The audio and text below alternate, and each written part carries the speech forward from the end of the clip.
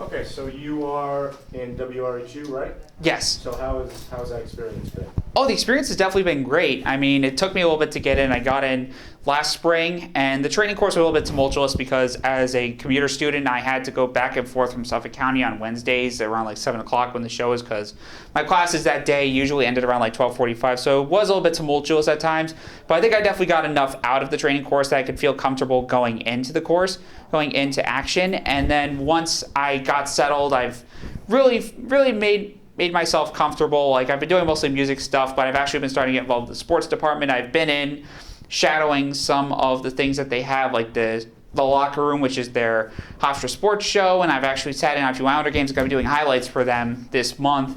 So it took a little bit of time for really me to get my feet wet, but once I did, I think I'm definitely going to start moving up quickly, because they always say that some people, that if you put in the work, you move up pretty quickly. So it's a little bit of work, but I'm sure it'll be worth it. So when you went into the training class, did you know what you wanted to do at WRHU? For the most part, yes. I really was passionate about sports, because I knew that they produced the Islander broadcast. I knew they did a lot of the Hofstra sports, actually all of them, in fact. But I knew that they did a lot of stuff with Hofstra sports and Islanders, and even like the Riptide, the lacrosse team, and the Long Island Nets, and even the Long Island Ducks. So like, I knew from the get-go they had great opportunities at their disposal. So I think for the most part I knew I wanted to go into sports, but by the same token, the requirement is that you do a music slot. So like, I was like, you know what, I'll learn music. I think that'll be worthwhile too. So for the most part I knew what I wanted to do when I came in.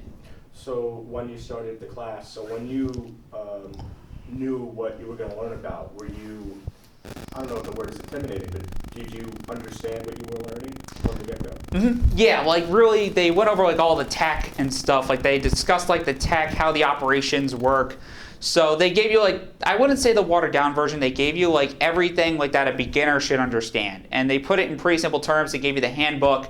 So it was a pretty good way to study, and it was a good way to really get to know it before like you took the practical exam and you knew pretty much everything on paper. And even going into the studio shadowing shows, you got a feel for what everything was, what everything did.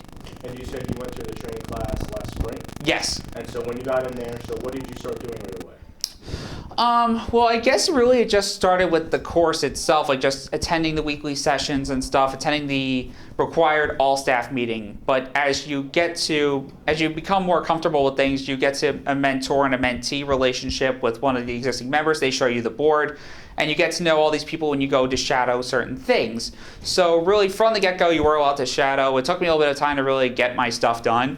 But for the most part, if you're someone in the training course, you can really do that right off the bat if you want to get everything squared away. So for the most part, you are essentially not a full-time member, but you start fulfilling the requirements that you need to be a member of WRHU.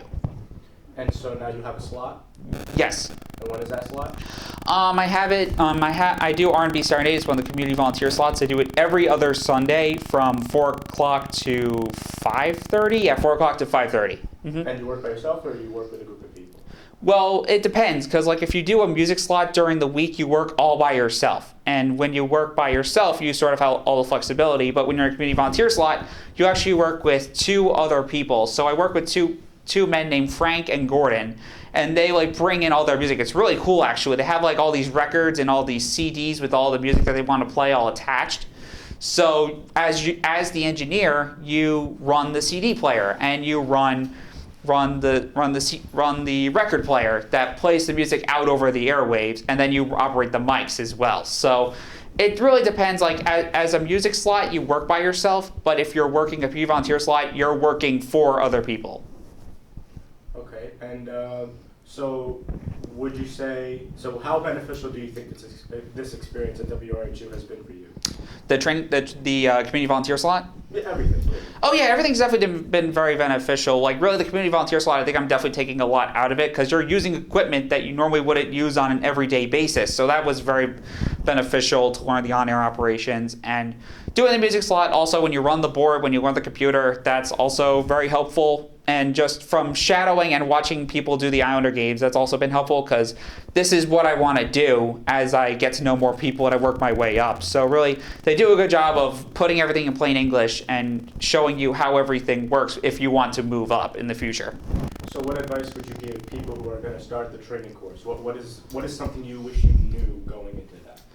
I guess just make connections, honestly, because if you make connections with people, you get to know people, and you'll be set up for success. Like obviously, you connect with your mentor and your mentor, and they help you get to know everything and whatnot. But the more people, if you get out of your shell and you get to know people, like don't be a stranger, essentially, because if you get to know people and they put in and they give you good advice, you can use that in the future. And even as you connect with people, they can put in good words for you. Like they know, like this guy is someone who I think can handle a job. So for the most part, as you get to know people in WRHU, they will remember you. And I think just to develop those connections early is one of the big things that you can do.